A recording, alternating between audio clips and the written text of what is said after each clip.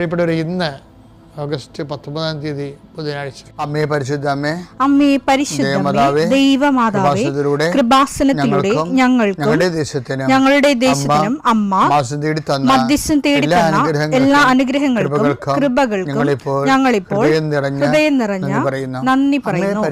അമ്മേ പരിശുദ്ധമേ, ദൈവമാതാവേ, 2004 ഡിസംബർ 7 ഉച്ചകഴിഞ്ഞ് 2:30 കൃപാസനത്തിൽ സംഭവിച്ച അമ്മയുടെ പ്രത്യക്ഷപ്പെടലിനെക്കുറിച്ച് തിരുസഭയ്ക്ക് സമർപ്പിച്ചിരിക്കുന്ന പഠനരേഖകളുടെ മേൽ സഭാത്മകമായ പഠനം ആരംഭിക്കുവാൻ ഞങ്ങൾ പ്രാർത്ഥിക്കുന്നു. അമ്മേ പരിശുദ്ധമേ, ഭൂസ്വർലോകങ്ങളുടെ രാജ്ഞിയായ അങ്ങേയ്ക്ക് ഭൗമസംരക്ഷണത്തിനായി പ്രപഞ്ചപ്രകൃതിയെ തന്നെ തിരുസഭ പ്രതിഷ്ഠിക്കുവാൻ ഈ പ്രത്യക്ഷീകരണം വഴി ഇടയാക്കണമേ. പരിശുദ്ധമേ, ജപമാല മാതാവേ, സകല കൃപാസനം പ്രാർത്ഥനയോടും ചേർത്ത് ഞങ്ങളിപ്പോൾ പ്രാർത്ഥിക്കുന്ന ഈ കുടുംബത്തിന്റെ പ്രത്യേക നിയോഗം പറ മക്കളെ.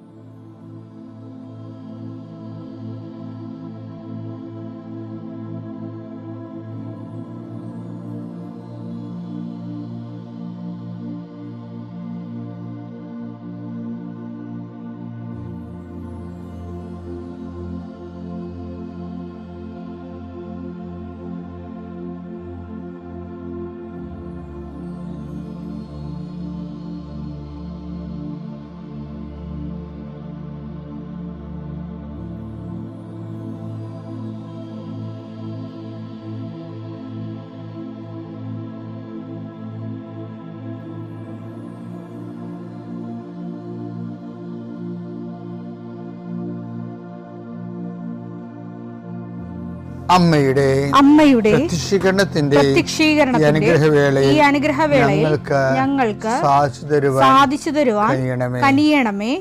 ആമേൻ. വിശ്വാസ പ്രമാണം. സർവശക്തനായ പിതാവും ആകാശത്തിന്റെയും ഭൂമിയുടെയും സൃഷ്ടാവുമായ ദൈവത്തിൽ ഞാൻ വിശ്വസിക്കുന്നു. അവിടുത്തെ ഏകപുത്രനും ഞങ്ങളുടെ കർത്താവുമായ ഈശോമിശിഹായിലും ഞാൻ വിശ്വസിക്കുന്നു. ഈ പുത്രൻ പരിശുദ്ധാത്മാവിനാൽ ഗർഭസ്ഥനായി കന്യകാമറിയത്തിൽ നിന്ന് പിറന്ന് പൊന്തിയോസ് പീലാത്തോസിന്റെ കാലത്ത് പീഡകൾ സഹിച്ച് കുരിശിൽ തറയ്ക്കപ്പെട്ട് മരിച്ച് അടക്കപ്പെട്ട് പാതാളങ്ങളിൽ ഇറങ്ങി മരിച്ചവരുടെ ഇടയിൽ നിന്ന് 3-ാം നാൾ ഉയർത്ത് സ്വർഗത്തിലേക്ക് എഴുന്നള്ളി സർവശക്തിയുള്ള പിതാവായ ദൈവത്തിന്റെ വലതുഭാഗത്തിരിക്കുന്നു. അവിടെ നിന്ന് ജീവിക്കുന്നവരെയും മരിച്ചവരെയും വിധിക്കുവാൻ വരുമെന്നും ഞാൻ വിശ്വസിക്കുന്നു. പരിശുദ്ധാത്മാവിലും ഞാൻ വിശ്വസിക്കുന്നു. വിശുദ്ധ കത്തോലിക്കാ സഭയിലും പുണ്യവാന്മാരുടെ ഐക്യത്തിലും പാപങ്ങളുടെ മോചനത്തിലും ശരീരത്തിന്റെ ഉയർപ്പിലും നിത്യമായ ജീവിതത്തിലും ഞാൻ വിശ്വസിക്കുന്നു. ആമേൻ. സുഖസ്ഥനായ ഞങ്ങളുടെ പിതാവേ, അങ്ങയുടെ നാമം പൂജിതമാകണമേ. അങ്ങയുടെ രാജ്യം വരണമേ. അങ്ങയുടെ തിരുമനസ് സ്വർഗത്തിലെ പോലെ ഭൂമിയിലും ആകണമേ. അന്നു വേണ്ടുന്ന ആഹാരം ഇന്ന് ഞങ്ങൾക്ക് തരണമേ. ഞങ്ങളോട് തെറ്റ് ചെയ്യുന്നവരോട് ഞങ്ങൾ ക്ഷമിക്കുന്നത് പോലെ ഞങ്ങളുടെ തെറ്റുകൾ ഞങ്ങളോടും ക്ഷമിക്കണമേ. ഞങ്ങളെ പ്രലോഭനത്തിൽ ഉൾപ്പെടുത്തരുതേ, തിന്മയിൽ ഞങ്ങൾ രക്ഷിക്കണമേ. ആമേൻ. നന്മ നിറഞ്ഞ മറിയമേ, സ്വസ്തി. കർത്താവ് അങ്ങയുടെ കൂടെ സ്ത്രീകളിൽ അങ്ങ് അനുഗ്രഹിക്കപ്പെട്ടവളാകുന്നു. അങ്ങയുടെ ഉദരത്തിൻ ഫലമായി ഈശോ അനുഗ്രഹിക്കപ്പെട്ടവനാകുന്നു.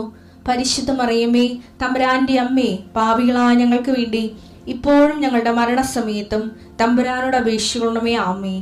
നിന്റെ ഉന്നതമായ നാമത്തിന് സ്തോത്രം ചെയ്യുന്നു. കർത്താവേ, നിന്റെ വിശുദ്ധ പൗരോഹിത്യത്തെ മഹത്വപ്പെടുന്നു. കർത്താവ്, ഈ പ്രഭാതത്തിലെ അങ്ങയുടെ മക്കളെ കാത്തു കൊതിച്ചിരിക്കുകയാണ് ഈശോയെ. നിന്റെ വലതുകരത്തിൻ്റെ ഒരു ആശീർവാദം കിട്ടാൻ വേണ്ടി. കർത്താവ്, ഇന്ന് യാത്രക്കൊരുങ്ങുന്ന ഓരോ മക്കളുണ്ട്.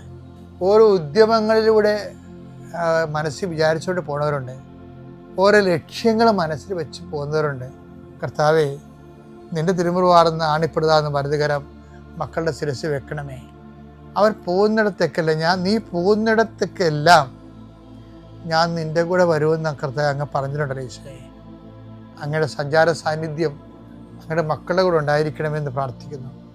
കർത്താവേ, ഉദ്യോഗത്തിൻ്റെ കാര്യത്തിന് വേണ്ടി പോകുന്നവരുണ്ട്, പഠന കാര്യങ്ങൾക്ക് വേണ്ടി പോകുന്നവരുണ്ട്, ജീവിത വ്യാപാരങ്ങൾക്ക് സാമ്പത്തിക കാര്യങ്ങൾക്ക് വേണ്ടി പോകുന്നവരുണ്ട്, ജോലി സംബന്ധമായ കാര്യങ്ങൾക്ക് വേണ്ടി പോകുന്നത് അവരുടെ എല്ലാം കർത്താവിൻ്റെ തിരുസേന സമർപ്പിക്കുന്നു. ടെസ്റ്റ്, ഇൻ്റർവ്യൂ, പരീക്ഷ, അതുപോലെ തന്നെ ഏജൻസി, ക്രയവിക്രയങ്ങൾ, ജീവിതമാർഗങ്ങൾ, വിദൂര യാത്രകൾ,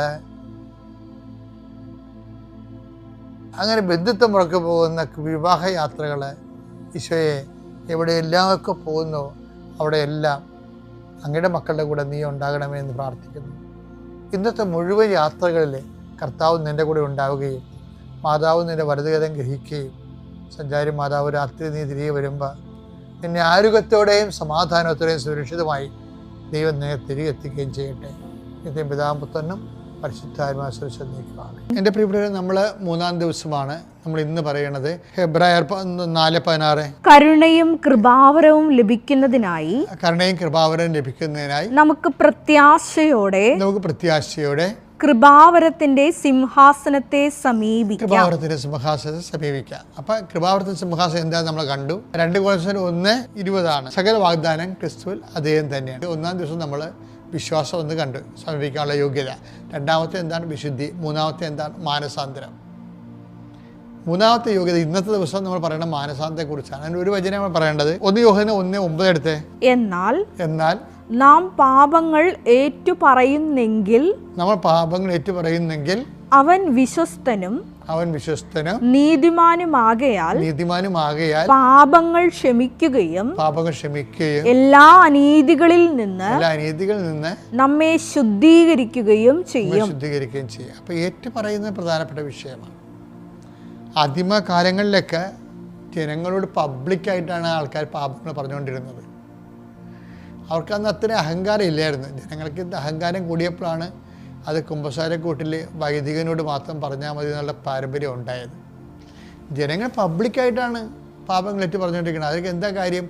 അവർക്ക് ആ ഏറ്റുപറച്ചിലൂടെ വിശുദ്ധി ലഭിക്കുമെന്നും കർത്താവുമായിട്ട് ഐക്യപ്പെടുമെന്നും സ്വർഗരാജ്യത്ത് അവകാശിയാകണമെന്നും ദൈവത്തെ കൂടെ സഞ്ചരിക്കാൻ കഴിയുമ്പോൾ അവരെന്ത് കോംപ്രമൈസിനും തയ്യാറാകും. അനുതാപത്തോടെ അവർ പബ്ലിക്കായിട്ട് താൻ ചെയ്ത തെറ്റുകൾ പറയും. പക്ഷേ കാലാന്തരത്തിലാണത് കർത്താവ് യോഹന്നാന് കൊടുത്തിരിക്കുന്ന അപ്പോസ്തലന്മാർക്ക് കൊടുത്തിരിക്കുന്ന വാഗ്ദാനമില്ലേ, നിങ്ങൾ ആരുടെ പാപങ്ങൾ മോചിക്കുന്നുവോ അവ മോചിക്കപ്പെടും എന്നുള്ള ഈ യോഹന്നാൻ 20:23 അനുസരിച്ചുള്ള വാഗ്ദാനം അനുസരിച്ചുകൊണ്ടാണ് നമ്മളിപ്പോഴേ ആ പാരമ്പര്യം ഫോളോ ചെയ്തുകൊണ്ടാണ് നമ്മൾ ക്രിസ്തുവിൻ്റെ പ്രതിനിധിയായ വൈദികനോട് ക്രിസ്തുവിൻ്റെ നാമത്തിൽ പാപങ്ങൾ ഏറ്റുപറയുന്നത്. പക്ഷേ ഏറ്റുപറയുമ്പോൾ എന്താ സംഭവിക്കണത്? എന്നാൽ നാം പാപങ്ങൾ ഏറ്റുപറയുന്നെങ്കിൽ അവൻ വിശ്വസ്തനും നീതിമാനുമാകയാൽ പാപങ്ങൾ ക്ഷമിക്കുകയും എല്ലാ അനീതികളിൽ നിന്ന് നമ്മെ ശുദ്ധീകരിക്കുകയും ചെയ്യും. അപ്പൊ ഏറ്റുപറയുമ്പോൾ അനീതികളിൽ നിന്ന് നമ്മൾ ശുദ്ധീകരിക്കപ്പെടുകയും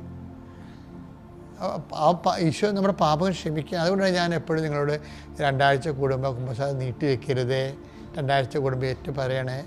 അപ്പോൾ എന്താ, അത് നമ്മുടെ മാനസാന്തരത്തിൻ്റെ ഒരു ലക്ഷ്യമാണ്. അപ്പോൾ അത് നമ്മൾ സൂക്ഷിക്കണം. അപ്പം ഞങ്ങൾ പോയി 2 ആഴ്ച കൂടുമ്പോൾ കുമ്പസാരിക്കണമെന്നുണ്ടെങ്കിൽ അപ്പം നിങ്ങൾക്ക് അത് ചെയ്യേണ്ടതല്ലേ? പിതാവിൻ്റെയും പുത്രൻ്റെയും പരിശുദ്ധാത്മാവിൻ്റെയും നാമം.